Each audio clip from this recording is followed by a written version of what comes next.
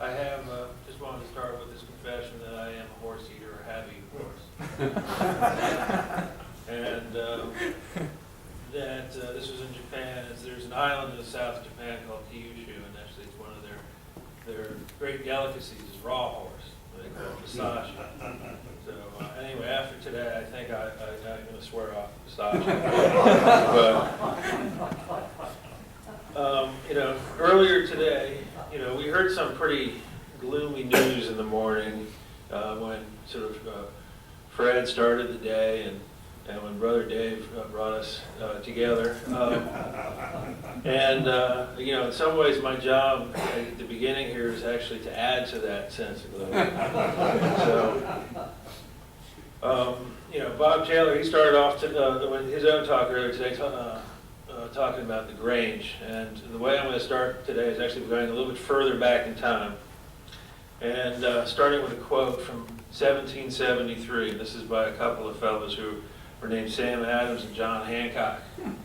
And this was a letter, this is from a letter that they wrote in which they were assailing the Tea Act.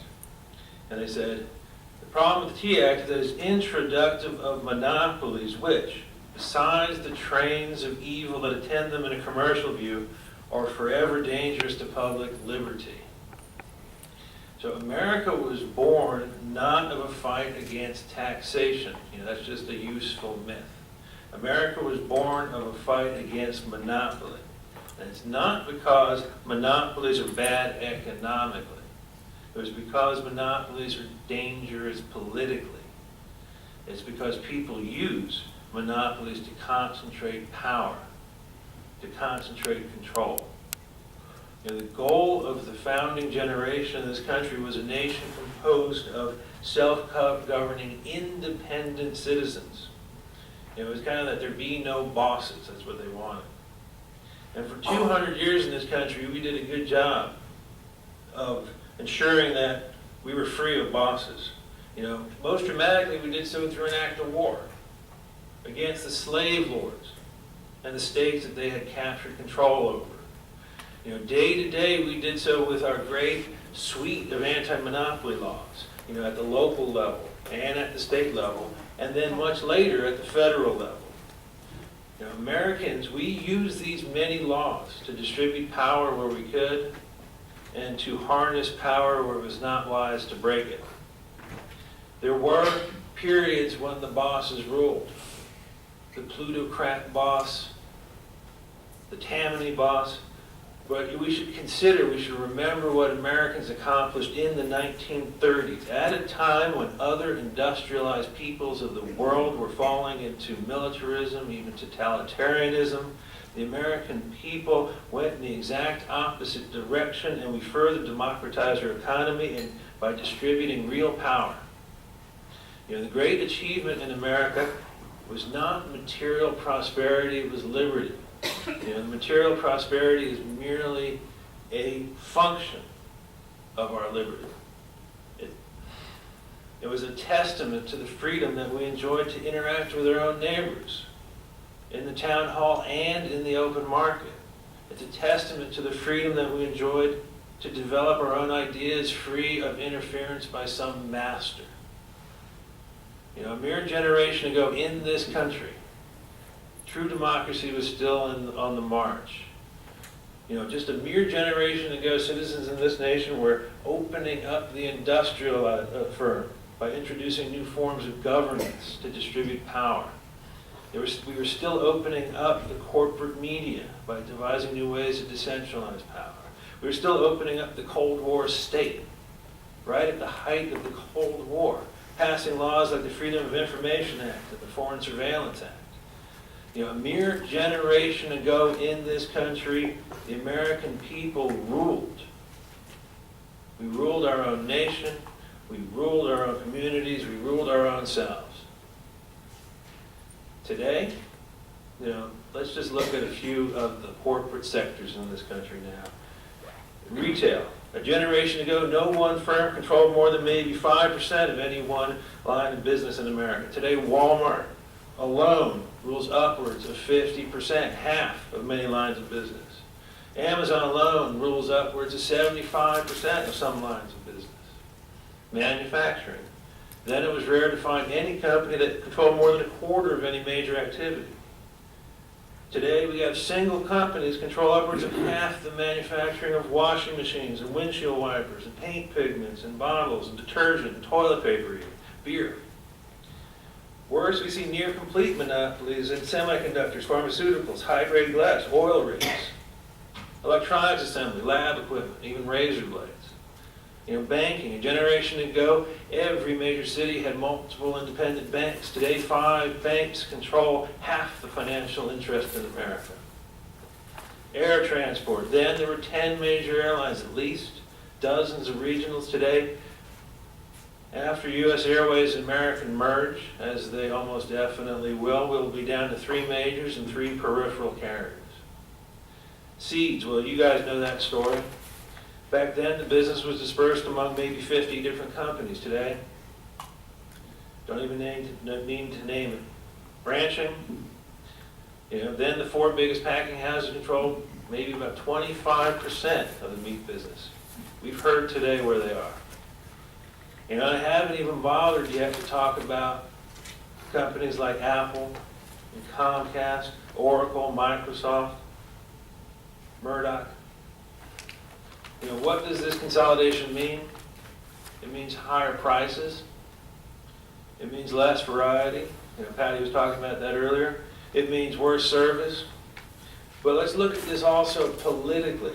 In 1787, John Marshall, the future Supreme Court Justice, he distilled the issue down to the simplest of questions.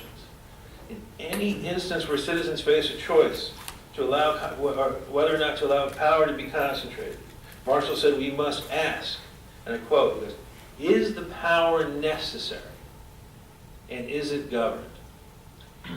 Very simple. Is the power necessary and is it governed? Let's ask those questions of Google. Is the power necessary? No. Is the power governed? No. Goldman Sachs. Necessary? No. Is the power governed? No. Walmart. As we learned recently, not only is Walmart's power not governed, but the people who run that corporation use that power actively to subvert the rule of law in Mexico and right here in the United States. Here we have a single trading company with its hands in the pocket of 100 senators, of 435 congressmen, of every governor and just about every mayor in this land. Is this what Sam Adams and John Hancock imagined? Amazon, if we look closely at Amazon's mastery of online sales and their mastery of physical delivery and their vertical integration into ownership of what they sell, we see a company that's about to make Walmart look puny and feeble. If we add to that the massive information that Amazon captures about those who supply its products and those who buy its products, which is namely us and us, we see a single company vastly more powerful than any 19th century railroad. This is a multinational Goliath empowered by technologies that were unimagined by any J.P. Morgan, any John D. Rockefeller. Is this power necessary? No. Is it governed? No. So what does this mean? Yeah, it went off. Is the battery back? I guess so. Back on? We can hear you back here. So what does this mean at the ground level, at the American community? Yesterday I was in St. Louis. I was doing some research. If you look at this one town, if you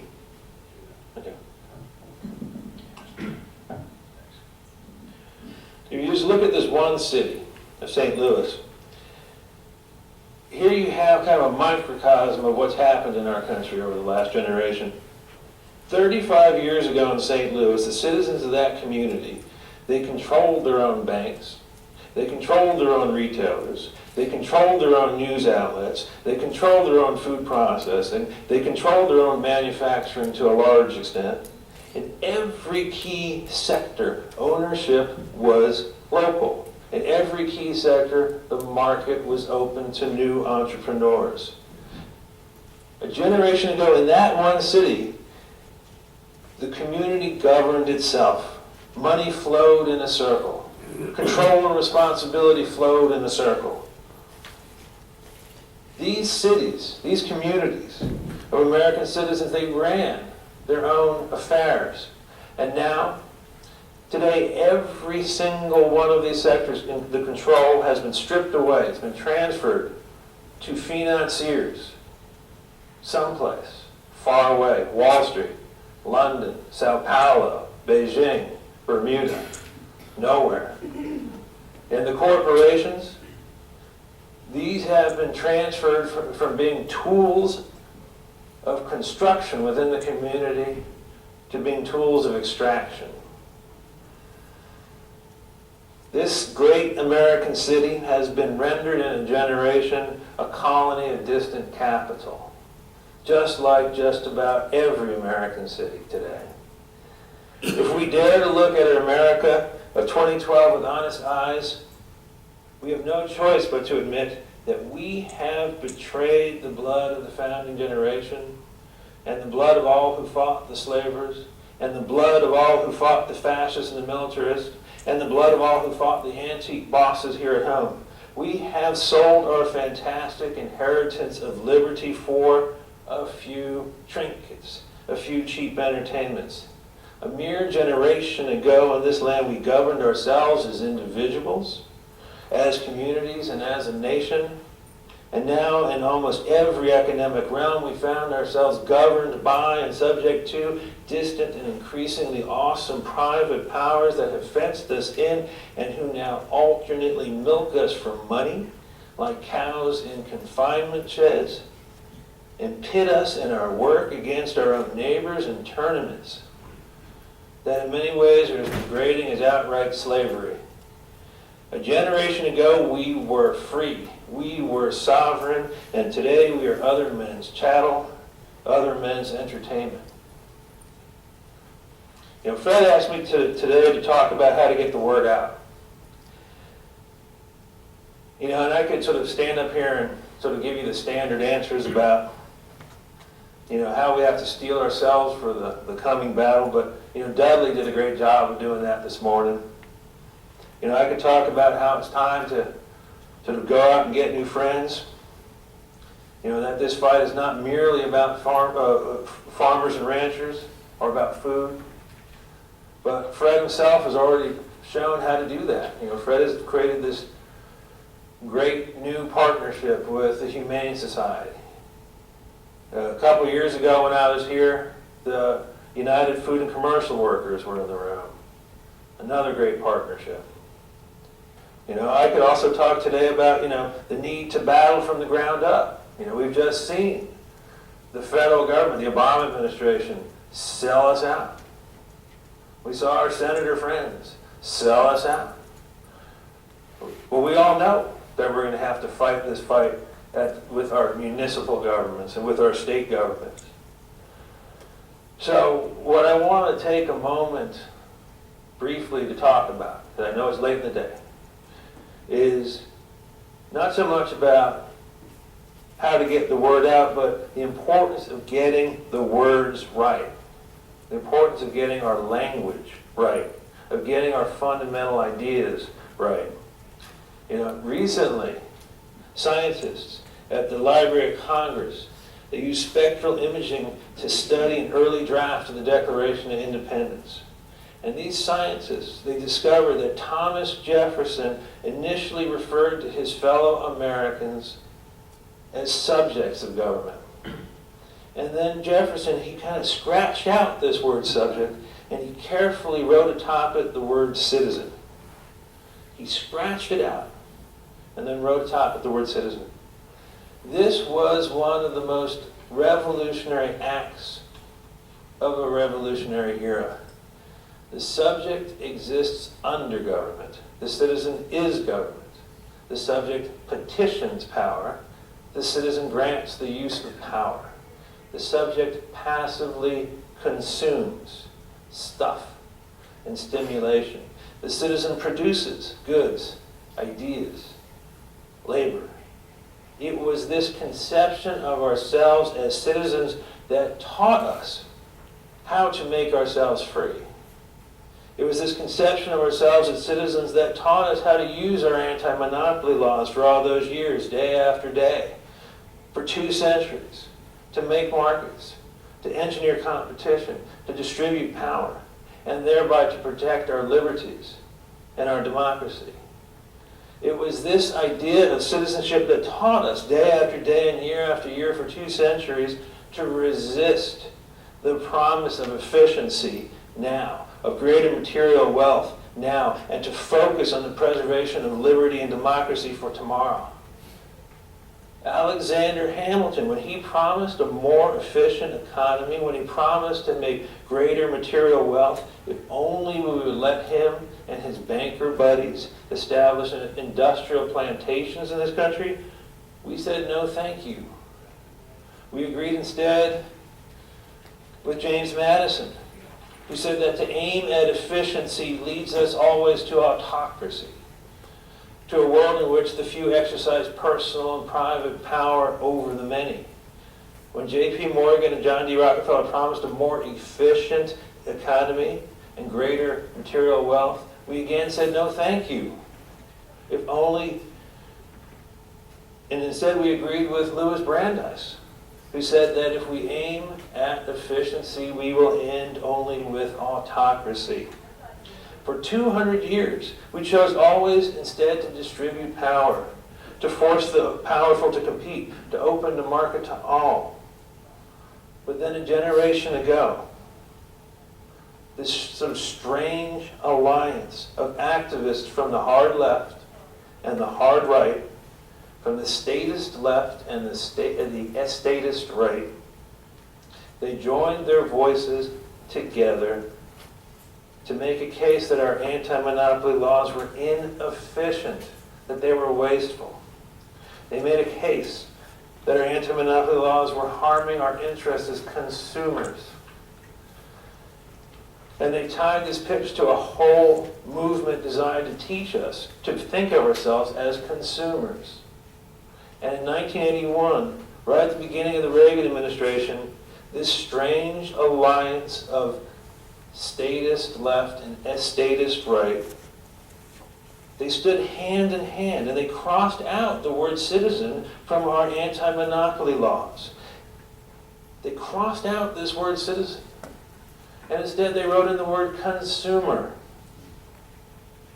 Or to be more accurate, what they did is they wrote in that ancient word efficiency in place of the idea that we would distribute power.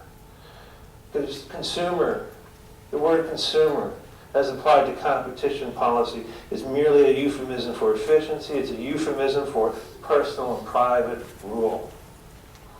And we, because we were confused by this strange alliance of left and right, we for the first time failed to reject that proffered apple of efficiency. And sure enough, over the last generation, the effect has been to flip our antitrust laws on their heads, to invert them 180 degrees, to turn them from tools of freedom into tools of enslavement.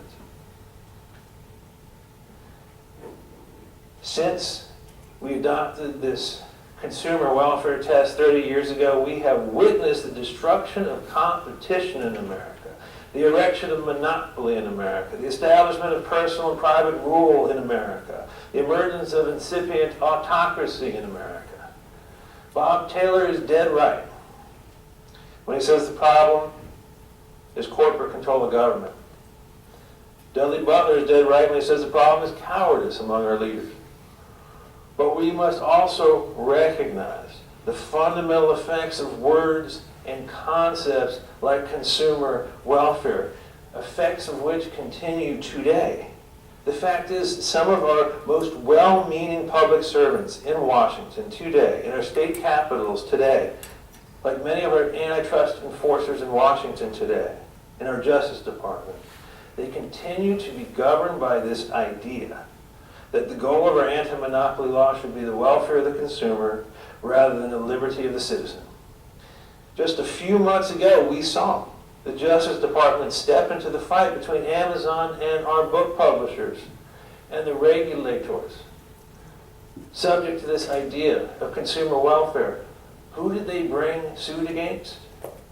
Against the great beast Amazon? No.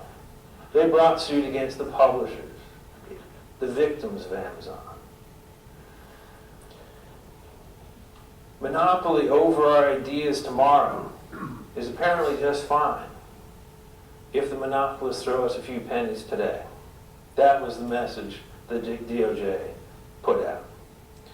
We see good people, we see well-meaning people doing the devil's work. Good people who dream of making a more just America, helping to concentrate power more awesome than anything we saw a century ago. We see this because they are governed by a wrong idea, a bastard idea conceived in the embrace a generation ago of the statist left and the estatist right, the autocrats of the left and the autocrats of the right. We will win. We're going to win this battle. But we're going to win it only when we and our neighbors cease to view ourselves ever as consumers, as mere subjects of power. We will win only once we view the crisis, stop viewing the crisis as a matter of economics and see it entirely as a matter of politics, of the highest form of politics, as a matter of rights, as a matter of democracy, as a matter of liberty. Earlier today, Fred and Dudley, they spoke of how farmers constitute only 1% of the American population and that this percentage is shrinking fast. Well, that's true. That's true if you look at yourselves only as farmers. But in America today, if you guys look at yourselves as citizens, you're not a lonely 1%. If you look around, you'll see that every citizen in this nation today faces the same basic threats that you do as farmers in his or her own lives. In America today, every citizen lives with the same fears that you do. In America today, every American citizen sees power being concentrated over his or her own self, over his or her own community, over his or her own family. Doctors see this. Lawyers see this. Advertising executives see this. Software designers see this. Engineers see this. Writers see this. In America today, the American farmer is not lonely in this fight.